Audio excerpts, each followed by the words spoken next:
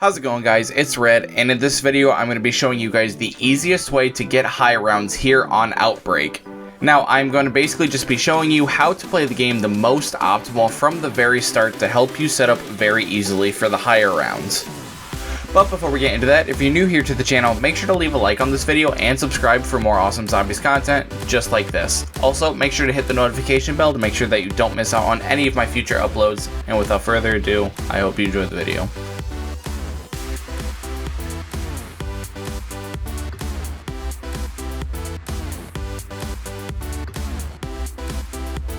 So, before you even spawn into the game, you will need the correct class setup to be the most efficient here in Outbreak. Now, the best weapons to use in Outbreak are the Howler and the Gallows shotguns. Those are the two guns I would highly recommend using if you have them at a decent enough level. But if you are grinding for something like Dark Aether, feel free to use whatever gun you want. The shotguns are just the best in my opinion. And as for the field upgrades, if you're loading into this game solo, I would highly recommend that you use the brand new field upgrade, Frenzied Guard.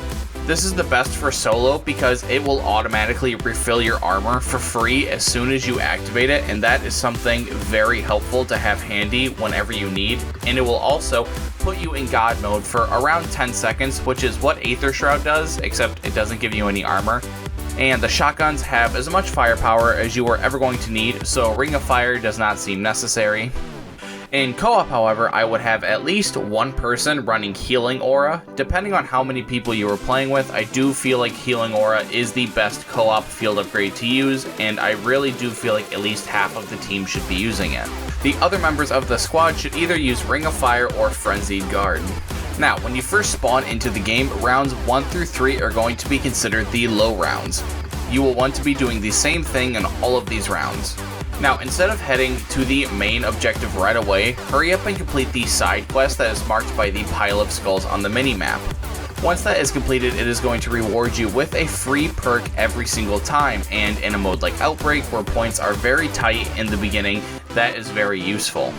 You will want to do the side quest every round for the first 3 rounds to save you guys loads of points on perks. After completing the side quest and getting your free perk, you will want to make your way over to the main objective and complete it. Once the main objective is done, you will want to make your way over to the beacon, and then you will be faced with your first choice on what to spend your points on. Now, on wave 1, you will want to pack-a-punch your gun first before getting any perks, especially with you just getting a free perk from the side quest earlier. Now, once wave 2 is completed, then I would buy a few perks. Now, I think for the newer players that are not as confident in themselves, they should just get Juggernog and Quick Revive to make sure that they have as much health as possible so they don't die. Now, if you are a more experienced player and you feel more comfortable with your skill set enough to not need Jug, I would personally get Stamina Up and Quick Revive. In my opinion, Stamina Up is the best perk in Outbreak due to the fact of how big these maps are and the fact that cars aren't always available. You know, they can get blown up or they can just get disabled with things like Tempest shooting at them, and the no fall damage really comes in handy a lot. As far as the salvage goes, for the first few rounds, that is completely up to you whether you want to be super aggressive and upgrade the rarity of your gun as soon as possible, or if you're going to be more cautious and buy armor first.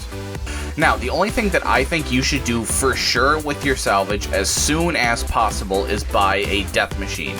Now, I know it sounds weird, but just hear me out. I promise you it'll be worth it. Now, there is a trick in Outbreak that I haven't seen many other people talk about yet, and that is when you teleport to switch rounds, the game will give you a free max ammo for all of your weapons, and it doesn't tell you that it gave it to you. But as soon as you load into a new round, all of your guns are going to be refilled, and the same thing is going to apply for the death machine. So with this, suddenly just weird max ammo that they don't tell you about, this also applies to the death machine, meaning that at the end of every single round, as soon as you teleport into the next round, it is going to fill up your death machine completely for free. So once you buy a death machine once, you are essentially going to have unlimited ammo for it. Just make sure to never fully use it, just make sure to have a few bullets in there at the end of the round.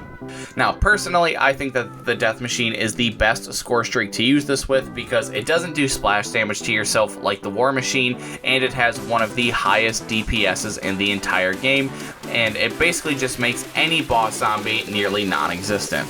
Once the first 3 rounds are completed, you should have most of your perks and your gun at least double pack-a-punched with an ammo mod.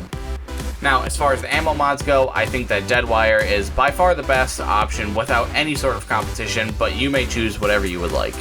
Now, once you enter round 4, you will have went from the early game to the mid game, so to say, where your objective for the next few rounds is going to be to finish triple pack-a-punching your weapon, finish getting your perks, and most importantly, getting a ray gun or a ray K. In solo, I would recommend that you get the ray gun, but in co-op, I think that one person should have a ray K because of its toggle fire mode having very good crowd control. It slows all of them down and it just makes it very easy for the rest of the team to mow them down. But I do feel like the rest of the team should have ray guns. Once round 4 starts, it becomes a lot more likely that you get wonder weapons from things like loot crates or bosses, so just make sure to keep an eye out for what the bosses drop when they die. By the end of round 6, going into round 7, you should hopefully have a wonder weapon and a triple pack-a-punch gun and all your perks. Once round 7 starts, then you will officially be in the late game, where your personal objective is just to complete the main objective on each map, and after it's complete, go to the beacon and fill whatever was lost, such as your perks if you went down or your armor, and rinse and repeat.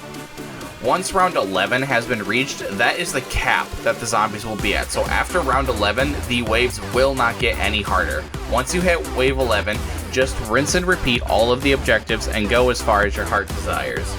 But that's going to do it for the video, guys. Make sure to comment down below if this guide helped you out at all, and as always, if you happen to enjoy the video, please make sure to leave a like and subscribe to my channel for more awesome zombies content just like this.